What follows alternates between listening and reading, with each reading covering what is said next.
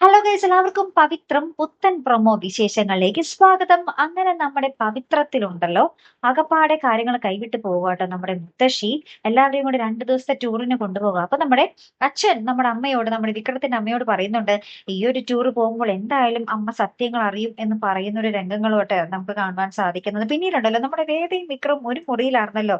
അപ്പൊ നമ്മുടെ വേദ വിക്രത്തിനെ എണീപ്പിക്കാൻ വേണ്ടി ഇങ്ങനെ വെള്ളം തളിക്കാൻ പോകുമ്പോൾ ആ വിക്രം അവിടെ എണീച്ചിരിക്കുന്നു. അപ്പൊ വിക്രം പറയുന്നുണ്ട്, ഞാൻ ചീത്ത പറയുകയാണെങ്കിൽ റെക്കോർഡ് ചെയ്യാൻ സംവിധാനങ്ങൾ നീ എന്തൊക്കെയാണ് ഈ മുറിയിൽ കരുതിയിരുന്നത്, എനിക്കെല്ലാം മനസ്സിലായിരിക്കുന്നൊക്കെ പറഞ്ഞ് നമ്മുടെ വേദയും വിക്രവും തമ്മിലുള്ള കുറച്ച് അടിപിടി, രസകരമായിട്ടുള്ള ഒരു അടിപിടി രംഗങ്ങളും ഇതോടൊപ്പം തന്നെ കാണുവാൻ സാധിക്കുന്നുണ്ട് കേട്ടോ.